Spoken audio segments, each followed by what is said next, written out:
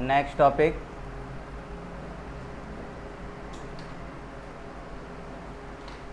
ठीक है। Important topic यही है क्योंकि इसी के बेसिस पे अब मार्केट के सारे टाइप्स स्टार्ट होते चले जाएंगे। मतलब ये कह सकते हो कि मार्केट पूरे चैप्टर का जितने भी टाइप के मार्केट हैं उन मार्केट का एक बेस यहाँ से स्टार्ट हो रहा है, ठीक है, स्टार्टिंग पॉइंट है, और यहीं से पूरा मार्केट फैलता चला जाएगा। टॉपिक का नाम है रेवेन्यू। हिंदी में इसे कहते हैं संप्राप्ति। क्या है रेवेन्यू? तो ये बहुत इजी लैंग्वेज है रेवेन्यू की, कि जितना का हम गुड्स सेल कर रहे हैं, सेल करके जो हाथ में मिला, दैट इज़ कॉल्ड रेवेन्यू। जैसे एक पेंसिल की कीमत 10 रुपये, मैंने 100 पेंसिल बेची, तो क्या रेवेन्यू रहेगा?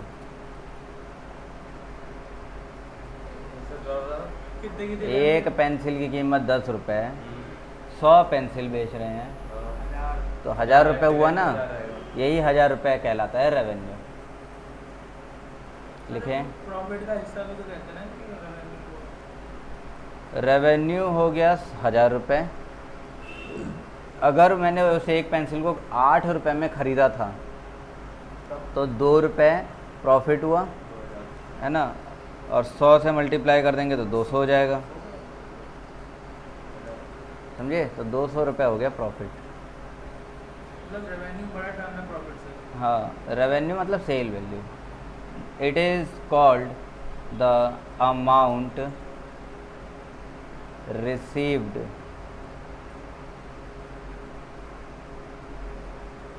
from the sale of commodity।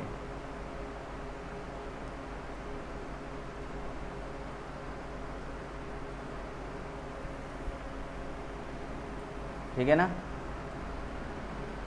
अभी अगर हम इस रेवेन्यू की बात करते हैं तो हमें कई डिफरेंट टाइप के रेवेन्यू देखने को मिलते हैं।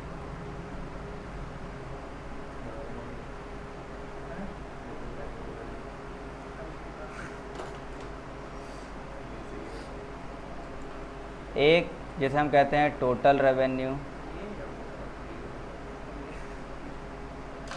दूसरा जिसे हम कहते हैं मार्जिनल रेवेन्यू,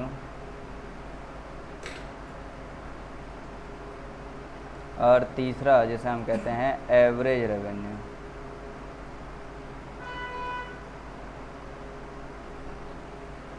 ये तीन बातें तुमने पीछे बहुत बार पढ़ी, प्रोडक्शन में भी पढ़ा, कॉस्ट में भी पढ़ा, है ना।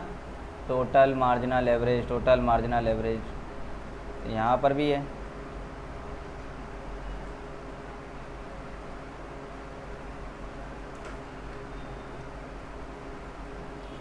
तो टोटल रेवेन्यू के लिए लिखेंगे total amount received from the sale of various units of commodity।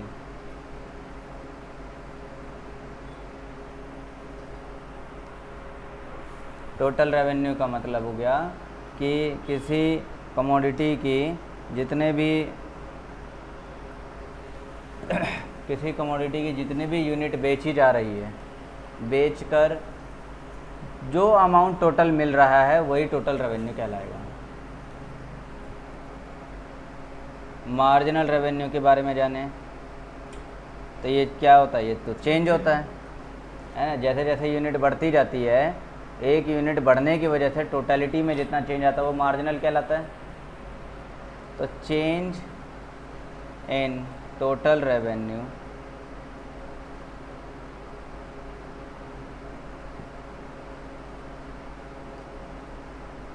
From the sale of an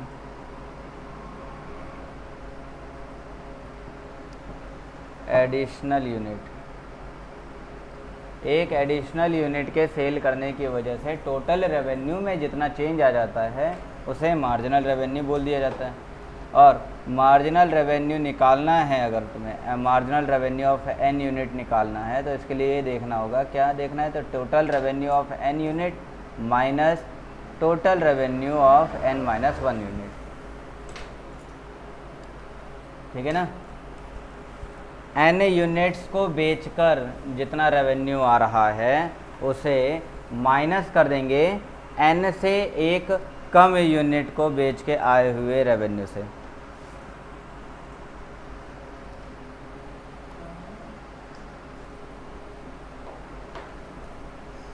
अब बात करते हैं एवरेज रेवेन्यू क्या है, तो पर यूनिट रेवेन्यू है ना, इट इज़ सर इसमें वो नहीं चलता ना, डेल्टा टी आर पर delta Q.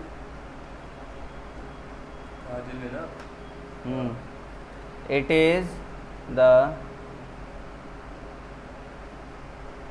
Per unit revenue, एक यूनिट को बेच के कितना प्राइस मिल रहा है उसी को पर यूनिट रेवेन्यू यानी कि एवरेज रेवेन्यू कहा जाता है। जैसे एक यूनिट की कीमत 10 रुपये डिसाइड करी थी ना, तो वही 10 रुपये एवरेज रेवेन्यू कहलाता है। Average revenue is equals to total revenue by n. तो यहाँ तक अभी कोई शक?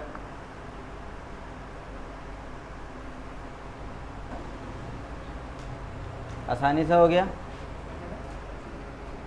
अब इसको ज़रा इंडेक्स वाइज देख लेते हैं, एक इंडेक्स बना के देखा जाए तो ज़्यादा अच्छा लगता है ना। Yes sir.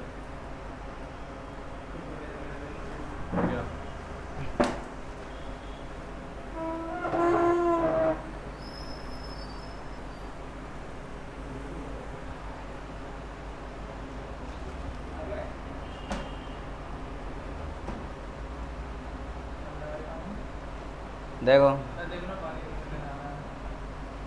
रेवेन्यू शेड्यूल,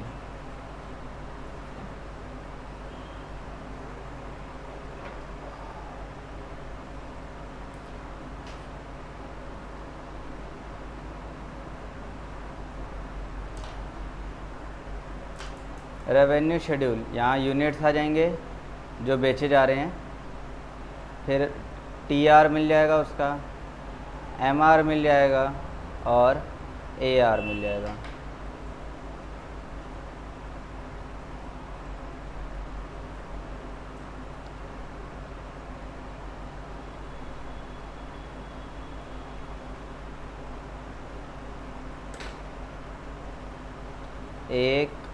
एक यूनिट, 2 यूनिट, 3 यूनिट, 4, 5, 6, 7।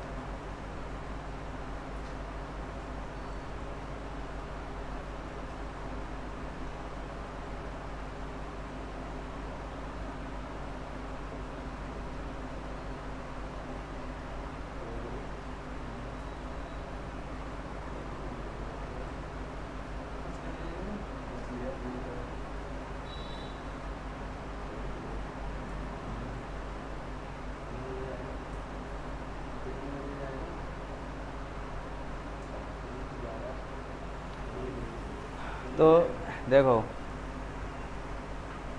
यहाँ से अब हम अपना सारा रेवेन्यू को एक ही झटके में समझ लेंगे। वैसे तो समझ ही चुके हो, इतने से में और जल्दी समझ में आ जाएगा। एक यूनिट बेचा जाए हैं तो ऑब्वियसली कुछ ना कुछ तो रेवेन्यू आएगा। कितना आ जाएगा? 10 यूनिट्स, 10 रुपीज़। एक यूनिट बेचा तो 10 रुपये आता है।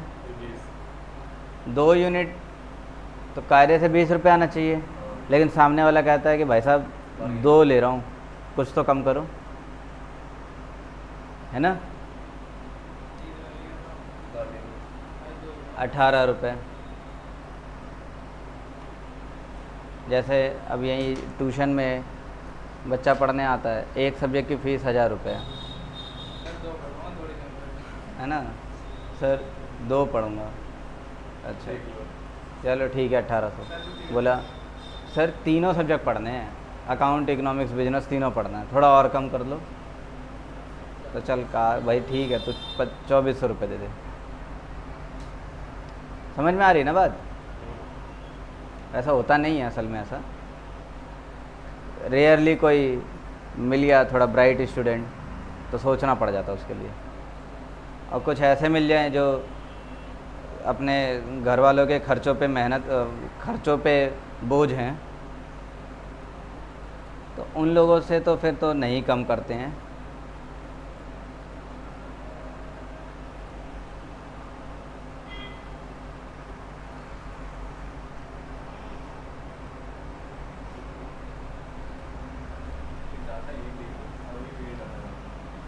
ठीक है, अब मार्जिनल रेवेन्यू देखी जाए, अगर मार्जिनल रेवेन्यू तो एक यूनिट पे क्या रहेगा? कुछ है। अरे 0 यूनिट बेचा तो रेवेन्यू 0 रहा होगा ना। हाँ ये तो मैं कह रहा था। तो 0 यूनिट के हिसाब से देखो, मार्जिनल रेवेन्यू क्या रहेगा? 10 माइनस 0 यानी कि 10। इसके बाद ये घटता चला जाएगा, कहने का मतलब।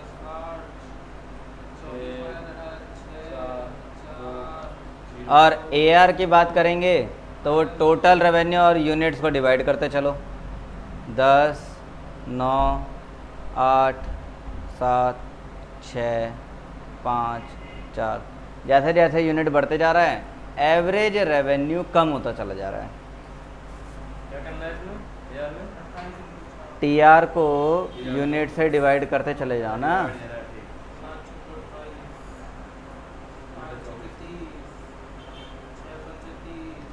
हो गया। अब क्योंकि इंडेक्स आया है तो ग्राफ भी आएगा।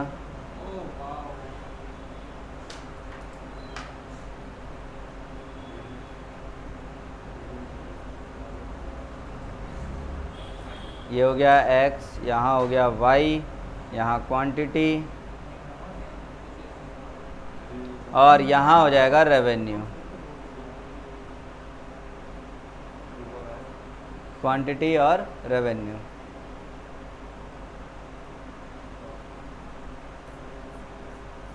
देखा जाएगा अगर तो एक ही पॉइंट से तीनों स्टार्ट हुए हैं, TR, MR, AR तीनों एक ही पॉइंट से स्टार्ट हो रहे हैं।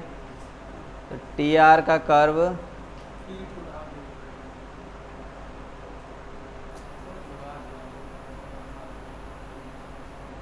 TR ऐसे जा रहा है, बढ़ा और फिर गिर गया। और MR का कर्व लगातार गिरता जा रहा है।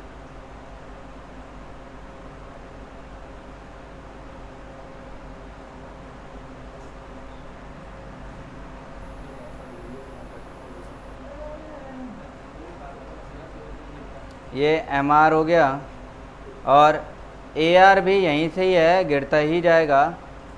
इसको दूसरे क्या क्या स्टार्ट हो जाता है।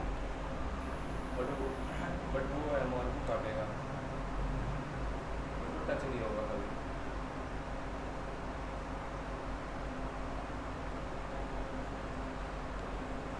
ये AR हो गया।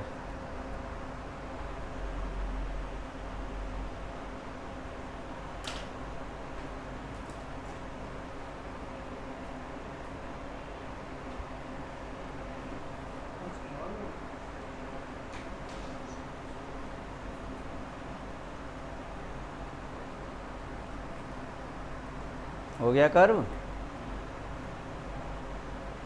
बन गया। ये तो आगे बढ़ जाते हैं फिर। यहाँ कुछ रिलेशन भी देखने को मिल जाएगा, तो रिलेशन देखते हैं। MR और TR हैं, दोनों में रिलेशन देखेंगे।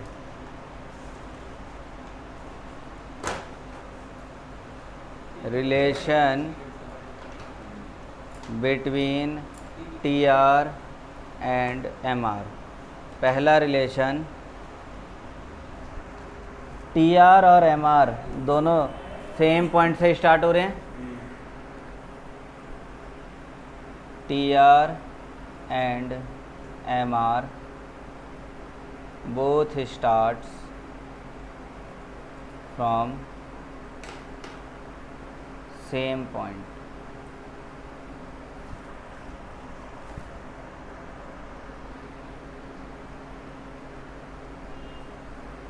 दूसरी बात,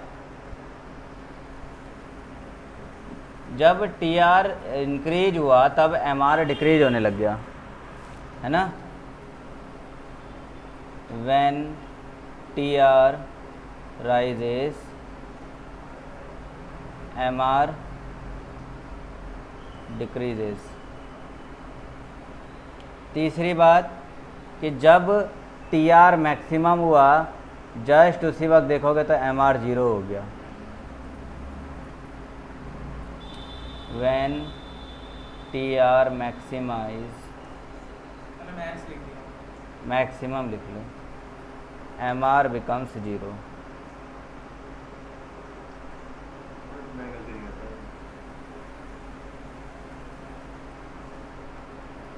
तीसरी बात हो गया। चौथी बात कि जब TR गिरता है, when TR decreases, MR becomes negative। MR becomes negative। MR के लिए बस ऐसी छोटी मोटी कुछ बातें। MR क्या है?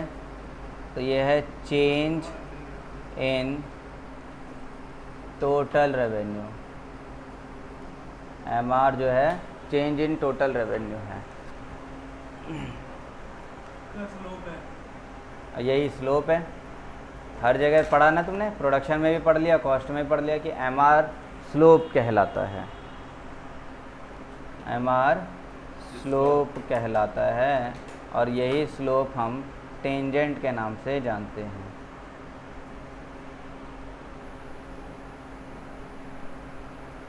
तुम्हें MR फाइंड करना है तो निकालना होगा DTR अपॉन में DQ।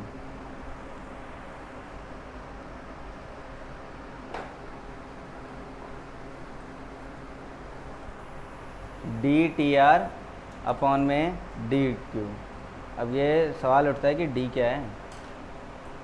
असल में जो D है उसे हम डिफ्रेंसिएशन के नाम से जानते हैं, लेकिन यहाँ तुम बस ये समझ लो D का मतलब है डिफरेंस। डिफरेंस इन TR यानी कि चेंज इन TR अपॉन में डिफरेंस इन Q यानी कि चेंज इन Q। मतलब delta TR delta Q।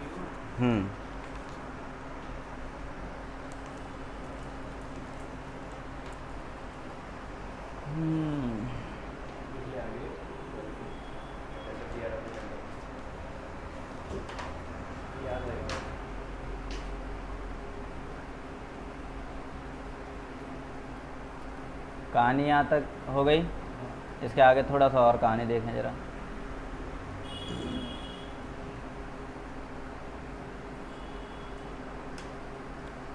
Relationship between MR, AR and elasticity of demand।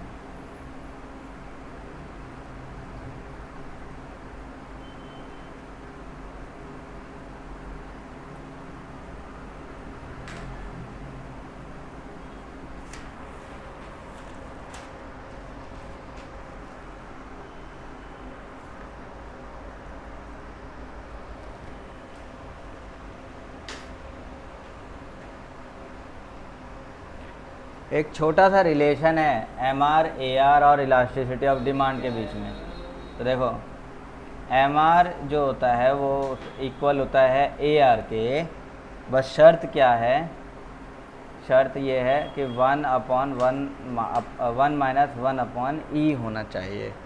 E मतलब इलास्टिसिटी ऑफ डिमांड।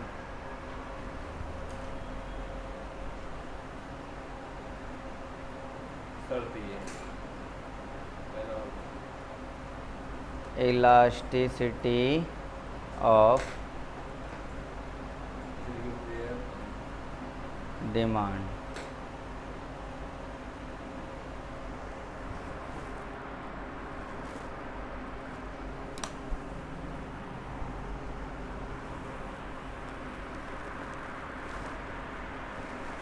और एक बात यहाँ बता देता हूँ, अगर कभी किसी कारणवश इलास्टिसिटी ऑफ डिमांड इनफाइनाइट आ जाती है तो ऐसे केस में एम आर और ए आर बराबर रहेगा, इनफाइनाइट मतलब है ना।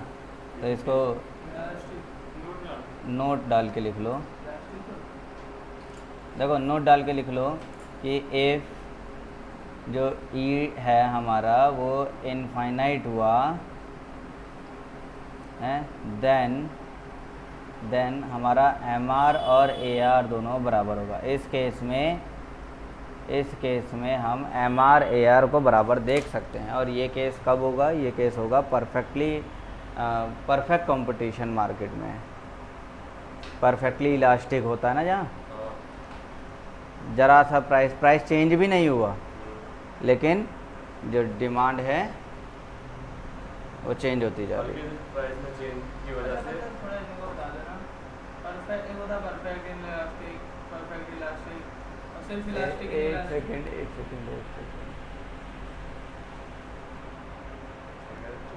हाँ सही है, मैं सही यही बोला था ना मैंने कि प्राइस चेंज नहीं हो रहा फिर भी जो है क्वांटिटी चेंज होती जा रही है, यही बोला था ना मैंने। हाँ फिर सही बोला मैंने, अचानक मुझे ऐसा लगा कि मैंने गलत बोल दिया है।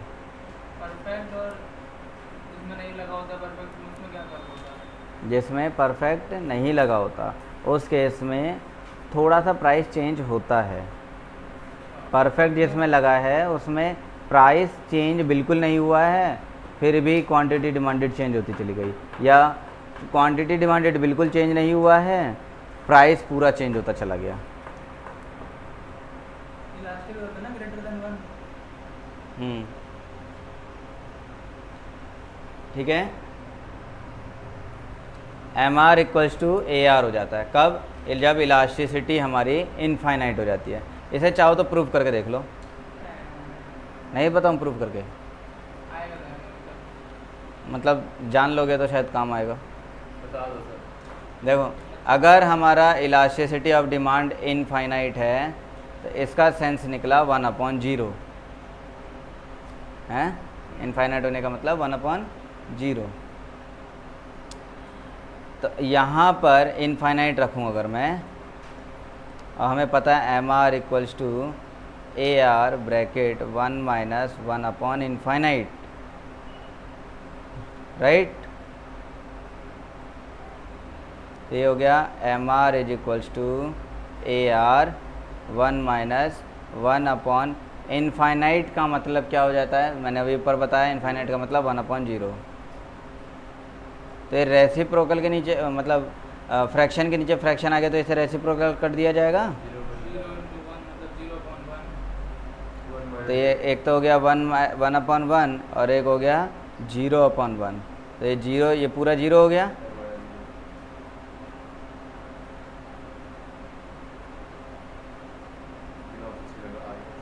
तो 1 माइनस ये तो पूरा 0, 0/, पूरा 0, 1 माइनस 0 1 इंटू ए आर, तो ए आर, तो M R equals to A R prove हो गया।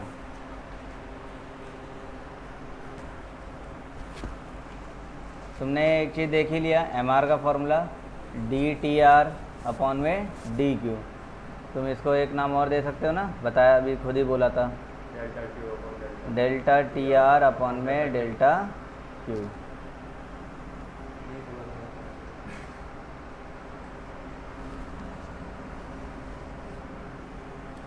अब इस पूरे फॉर्मूले की डेरिवेशन देख लेते हैं ज़रा, ये पूरा फॉर्मूला कैसे बना।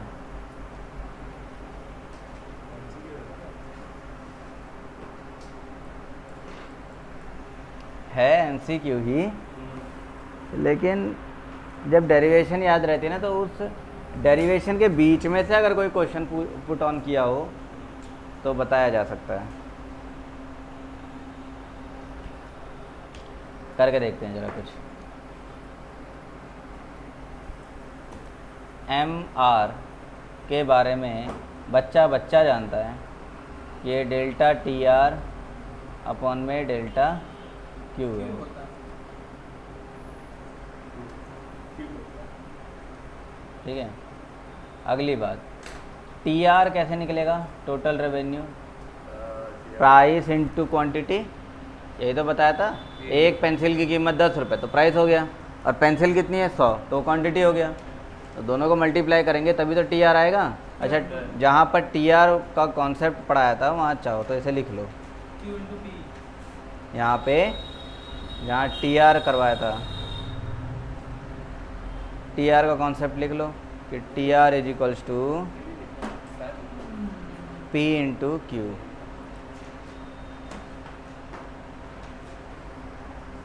क्योंकि मार्जिनल रेवेन्यू और एवरेज रेवेन्यू दोनों के लिए फॉर्मूला लिखा है, टी आर के लिए फॉर्मूला नहीं लिखा था। बुरा मानना है।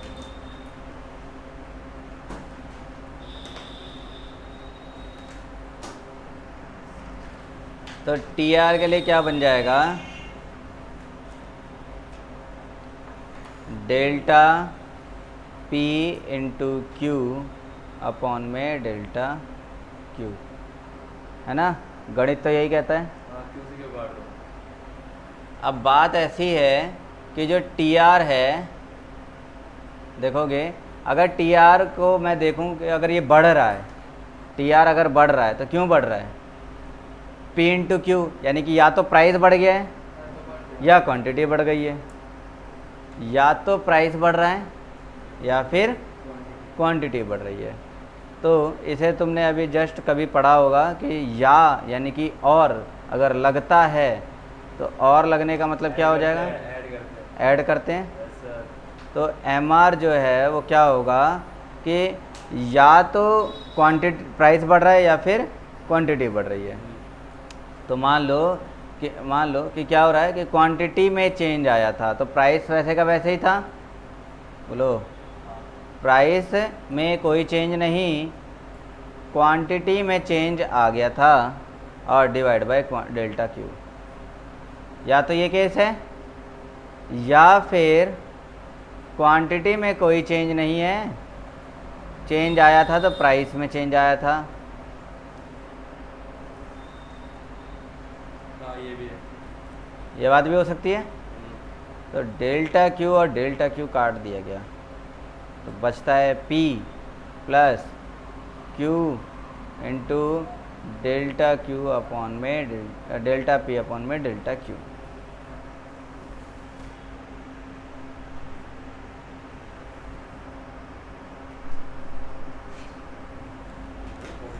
ये MR के लिए फॉर्मूला हो गया। क्यू जो है ये डेल्टा पी और डेल्टा क्यू का मल्टीप्लाई है ना? हाँ, Q multiply delta P upon में डेल्टा क्यू। अभी हम अपने पुराने कभी एक बहुत ज़माने पहले कभी एक फॉर्मूला पढ़ा था, इलास्टिसिटी ऑफ डिमांड, उसके फॉर्मूले पे नज़र मार लेते हैं। तो इसका फॉर्मूला था minus delta Q upon delta P multiply P upon Q, है ना? तो इलास्टिसिटी ऑफ सप्लाई को यहाँ पर E के नाम से जान रहे हैं, स्मॉल e। तो डेल्टा क्यू अपॉन में delta P into P upon में Q।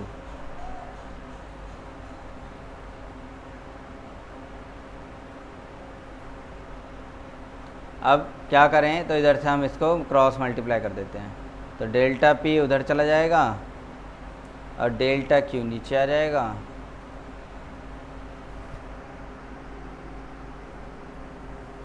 और इधर क्या बचेगा हमारे पास? इधर बचेगा डेल्टा क्यू इधर, डेल्टा पी इधर, ई इधर आ जाएगा तो minus 1 upon E multiply P Q. बच गया।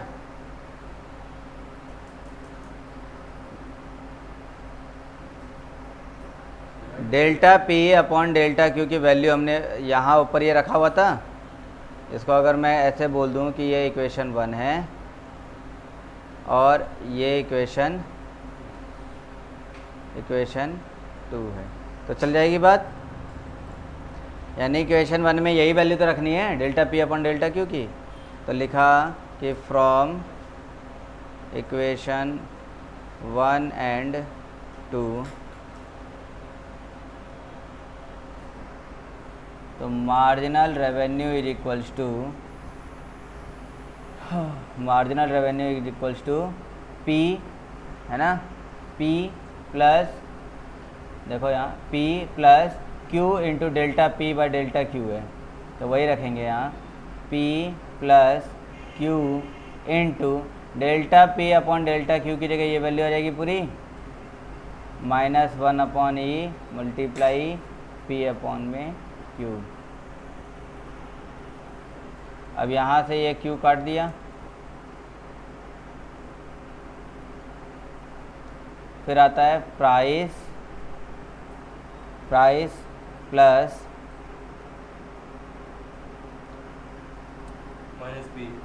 माइनस P अपॉन में E।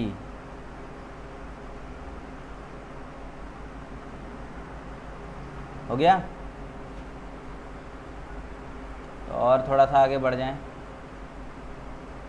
तो P plus minus P upon E आ जाएगा।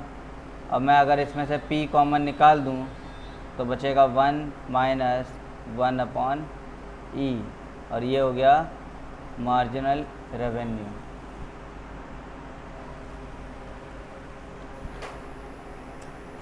इक्वेशन 1 कौन सी थी? इक्वेशन 1 मार्जिनल रेवेन्यू वाली, P plus Q into delta P पर डेल्टा Q। हो गया इतना। अब जो प्राइस है, प्राइस ही एवरेज रेवेन्यू कहलाता है। देखो यहाँ लिखा था एवरेज रेवेन्यू क्या है, तो ये प्राइस पर यूनिट है ना, it is the per unit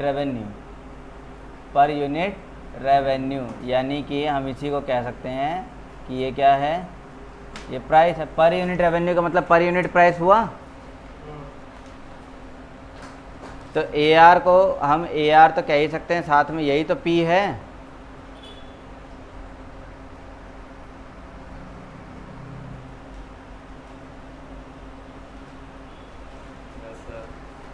तो P और P की जगह हम फिर AR कह सकते हैं, ये AR ब्रैकेट 1 माइनस 1 अपॉन ई, ये हो गया फॉर्मूला। यही था ना फॉर्मूला तो प्रूव करने वाला।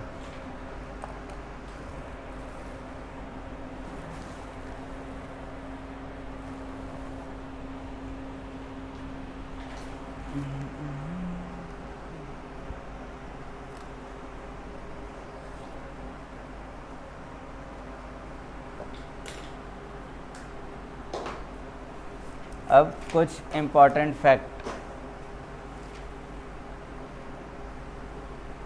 यहीं लिख दूँ, नहीं यहाँ नहीं लिखते, मैं अगले पेज पे लिख रहा हूँ, तुम यही लिख लेना आसपास में। Important facts,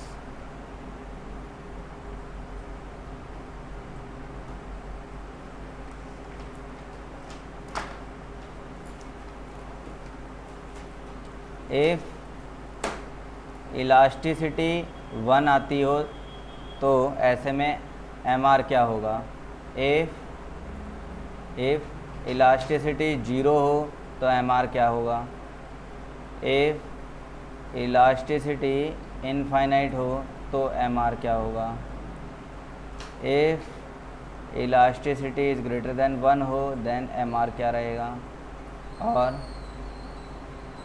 if elasticity less than 1 हो तब MR क्या होगा।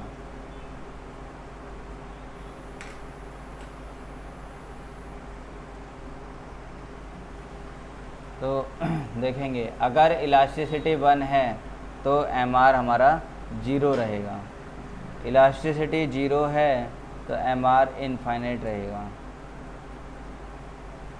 अगर इलास्टिसिटी इनफाइनाइट है तो इसके बारे में मैंने बता दिया था कि MR और AR दोनों बराबर रहेंगे। अगर इलास्टिसिटी ग्रेटर देन 1 है देन MR इज पॉजिटिव तो रहेगा, जो ऐसा रहेगा 1 अपॉन ई, ई की जगह क्या आ जाएगा 3 आ जाएगा, फार्मूला तो यही है ना, तो 1/3 हो जाएगा। और इस पूरे को अगर हम सॉल्व करेंगे तो आंसर हमारा पॉजिटिव में आएगा, तो MR हो गया पॉजिटिव। और अगर ER लेस देन 1 है तो जैसे माइनस ER लेस देन 1 में कुछ भी हो सकता है, 0.25, 0.5, 0.75 इस तरह का कुछ भी आ सकता है ना। तो 1 माइनस मान लो आता है 0.5, तो इलास्टिसिटी 0.5 रख दिया, तो इस पूरे को सॉल्व करके तो 0.5 आएगा और 1 में माइनस कर देंगे तो 0.5 माइनस का 0.5 प्लस करने के लिए भी आएगा 1.5 आएगा ना सर, 1.5 आएगा। नहीं, इलास्टिसिटी 1 से 0 हो जाए। 1.5 आएगा।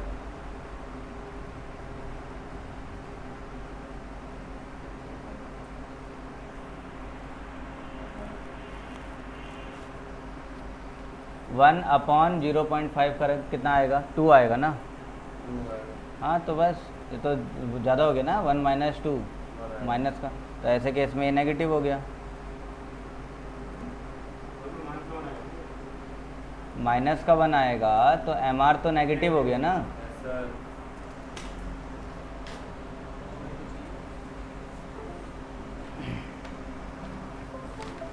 तो रेवेन्यू का टॉपिक हो गया कंप्लीट।